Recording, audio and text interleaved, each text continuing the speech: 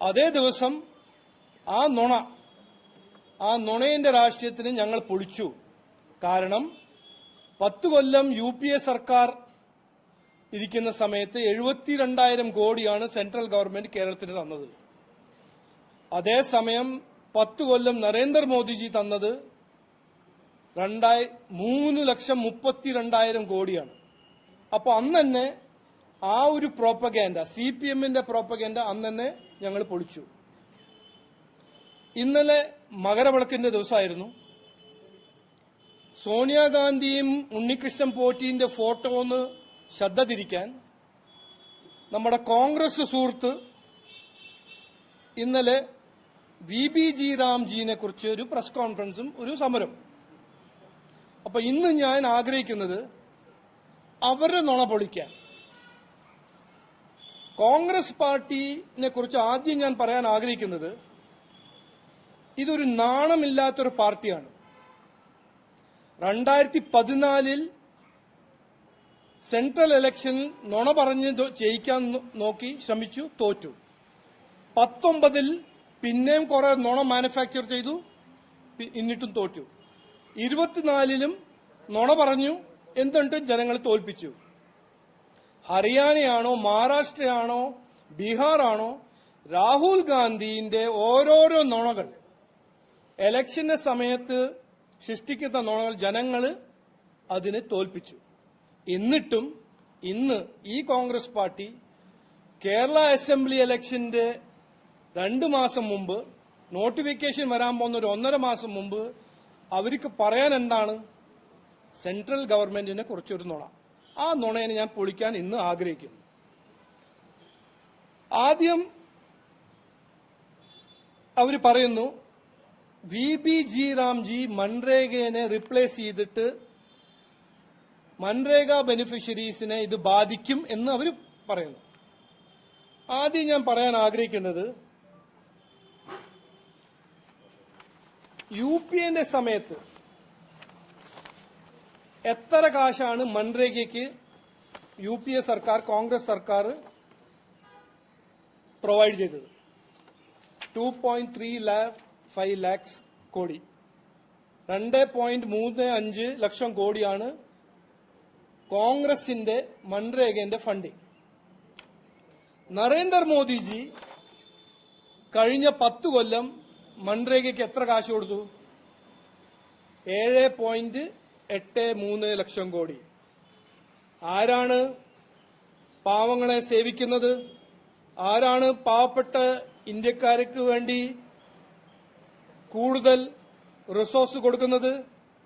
ഇത് കൃത്യമായി നമ്മൾ ഇന്ന് മനസ്സിലാക്കണം. ഒന്ന്. രണ്ടാമത്തത്, മൻരേഗയാണ് നല്ലത്, VBG റാംജിയിൽ ജനങ്ങൾക്ക് ഗുണം കിട്ടില്ല, പാവപ്പെട്ട മൻരേഗ ബെനിഫിഷ്യറീസിന് ഗുണം കിട്ടില്ല എന്ന് കോൺഗ്രസിന്റെ ഒരു ആരോപണം. എന്താണ് സത്യം? മൻരേഗയിൽ കിട്ടുന്നത് 100 ദിവസത്തിന്റെ തൊഴിലാണ്. VBG റാംജിയിൽ കിട്ടുന്നത് 125 ദിവസം. 25% കൂടുതൽ ബെനിഫിറ്റ് കിട്ടുന്നു ബെനിഫിഷ്യറീസ്. അതുമാത്രമല്ല, ഈ VB റാംജിയിൽ സീസണൽ പോസ്റ്റിന്റെ പ്രാവധാനമുണ്ട്.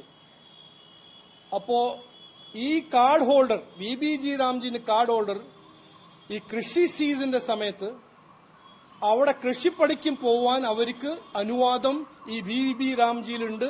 അത് മൻരേഗയിൽ ഉണ്ടായിരുന്നില്ല. രണ്ടാമത്തെ ഗുണം. മൂന്നാമത്തെ ഗുണം, ഈ കാശ് VB റാംജിന്റെ കാശ് ഡയറക്റ്റ് ആയിട്ട് കാർഡ് ഹോൾഡറിന്റെ അക്കൗണ്ടിൽ ഡയറക്റ്റ് ആയിട്ട് വരും. ഏത് ഓഫീസിൽ പോയിട്ടോ ഒരു കൈക്കൂലി കൊടുക്കേണ്ട ആവശ്യവും ഇനി ഉണ്ടാവില്ല.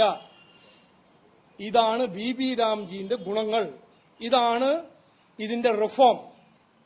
അതിന്റെ അപ്പുറം എനിക്ക് പറയാനുള്ളത് 2-3 കാര്യങ്ങൾ. എന്തിനാണ് മൻരേഗയെ കുറിച്ച് കോൺഗ്രസിന് ഇത്രയൊരു സ്നേഹം? എന്തുകൊണ്ട് അവർക്ക് റിഫോം വേണ്ട? ഇത് നമ്മൾ മനസ്സിലാക്കണം. ഇതൊരു പ്രധാനപ്പെട്ട ഒരു ചോദ്യമാണ്.